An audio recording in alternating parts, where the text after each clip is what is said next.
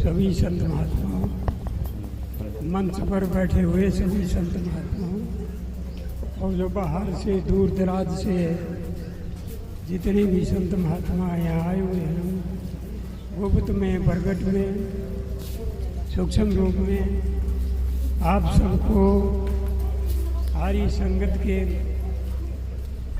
द्वारा हम हरी संगत आपको हृदय से लंबी दंडोत कर करके शीश झुकाकर हाथ जोड़कर आप सब संतों को सत साहिब प्रणाम, सत साहिब सभी संत महात्माओं को प्रणाम।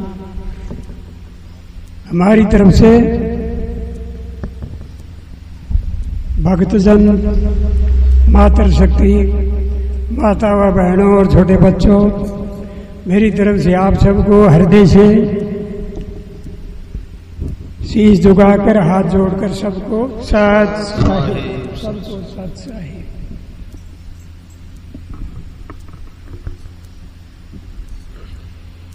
अब ये जो आयोजन हो रहा है ये इन महात्माओं की कृपा से हो रहा है।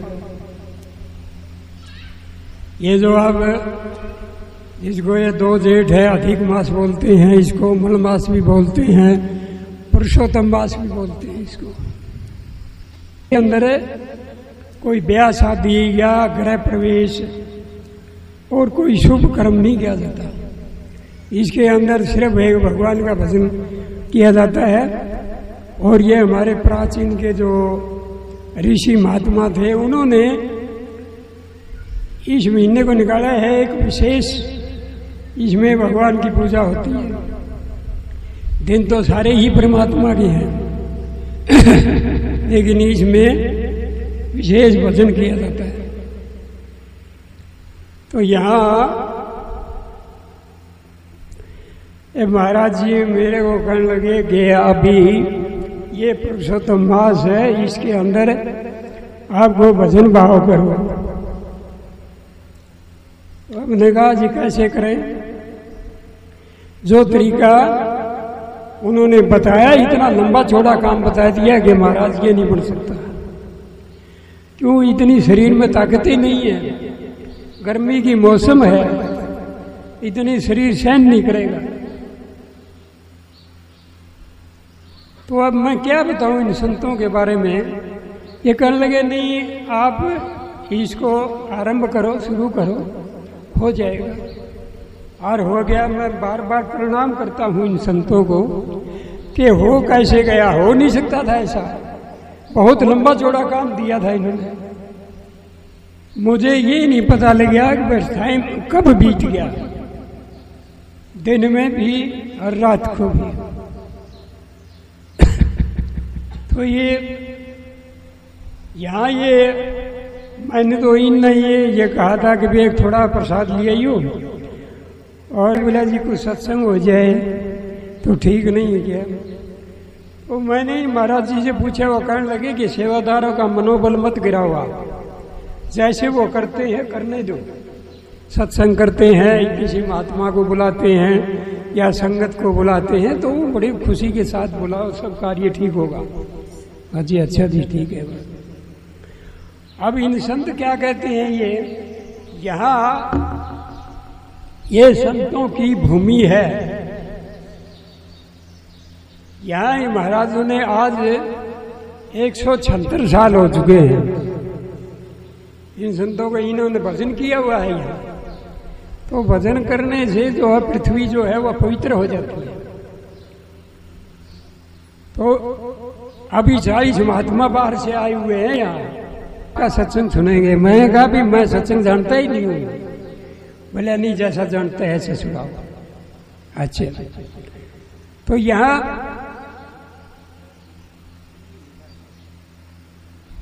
शुरू आरंभ में क्या था, मैं वहाँ वो झोपड़ी में था, वहाँ ये कहने लगे कि आप यहाँ मत रहो और उधर चलो, और उधर है आश्रम बनाना। मैंने कहा कि महाराज मैं तो दूसरों के आश्रम में उनके नीचे काम किया हुआ है, मैं आश्रम के बारे में वैसे कैसे चलाना होता है, क्या नियम है इसके, मैं जानता ही नहीं हूँ। कहने लगे आपने बैठना है और कुछ नहीं करना, आप बैठे रहिए यार। चलो ठीक है। तो मैंने तो कुछ किया भी नहीं, मैं तो बैठे ही हूँ, सारा काम अपने आप ही हुआ, मैं किसी को कहता नहीं है भाई काम करो कोई आएगी, अपने आप ही हो रहे हैं। तो इन संतों की बड़ी अपार लीला है। संत हमारे माई बाप हैं, संत हमारे भाई बंद, संत मिलावा राम से काटे यम के बंद।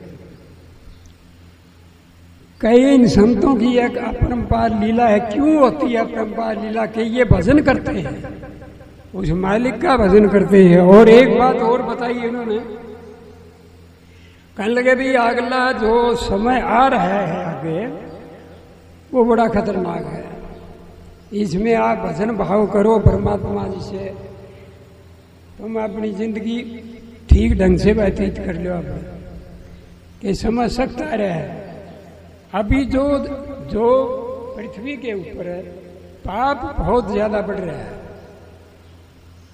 अब ये महात्माओं का भी एक ऐसा रवैया बन रहा है कि एक दूसरे से कटास कर रहे हैं। तो ये जो पहले के जो महात्मा हैं ये किसी का निंदा नहीं करते, ये किसी की, इनका तो एक ही ध्येय है कि भगवान का भजन करो और साध का साध रहो। और संत का जीवन जो होता है परोपकार के लिए होता है, अपने लिए नहीं होता। वो औरों के लिए काम करता है, अपने लिए नहीं करता। तो ये बात ये उन्होंने बताई।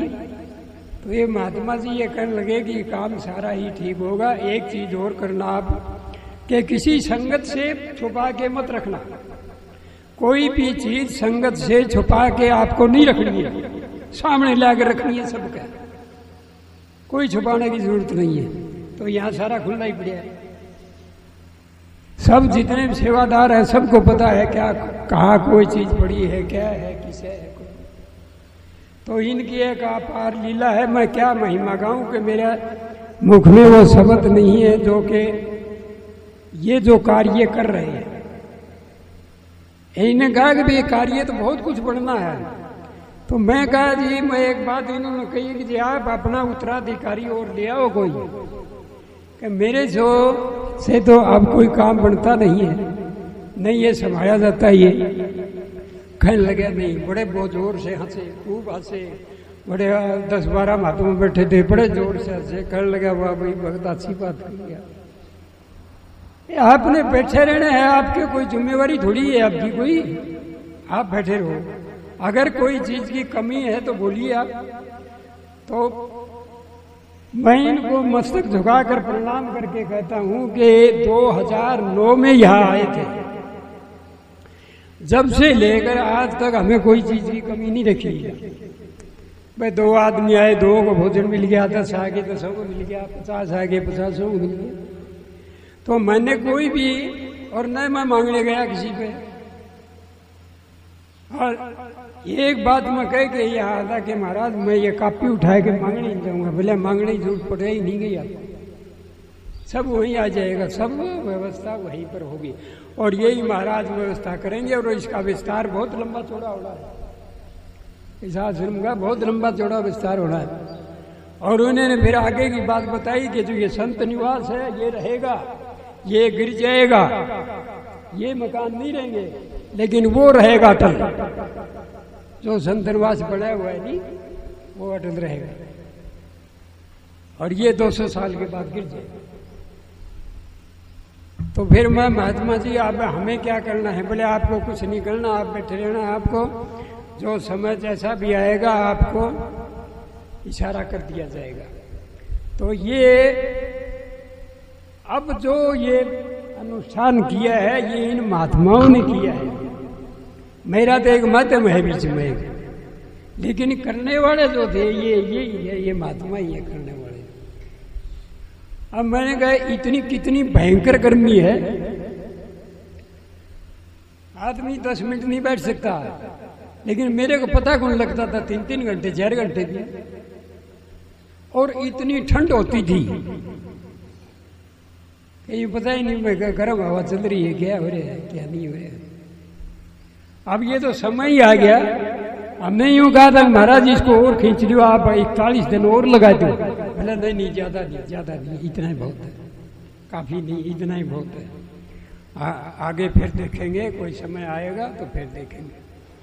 तो सारे संतों से एक प्रार्थना है, आप संतों की वाणी सुने। और एक संतों को जो मैंने कहा है उस मैं हाथ जोड़ के आपसे प्रार्थना करता हूँ कि इन्होंने एक बात पर जोर दिया है कि भगवान का भजन करो रे,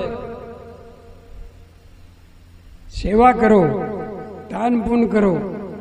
अगर भाई ये समय बड़ा खतरनाक आ गया, नहीं तो दुख पाओगे। इस बात के ऊपर जोर दिया है इन्होंने।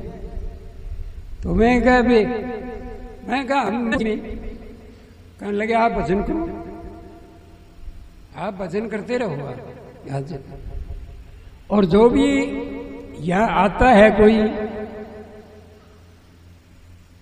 तो उनको राय आप यही दो कि भगवान का भजन कर रहे।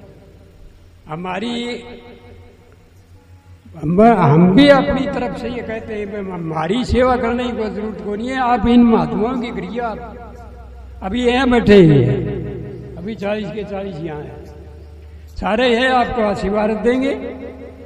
और जिसकी जैसी श्रद्धा होगी ऐसा ही वो फल दे देंगे। मैं तो एक यही प्रार्थना की थी शुरुआत के अंदर, सारुआ से बाबा भगवान दास है, मैंने प्रत्यक्ष में 3 दफा उनके दर्शन किए हैं। मैंने उन्होंने यही प्रार्थना की थी कि महाराज मुझे संतों का संग चाहिए और कुछ नहीं चाहिए, और उन्होंने दिया है मेरे।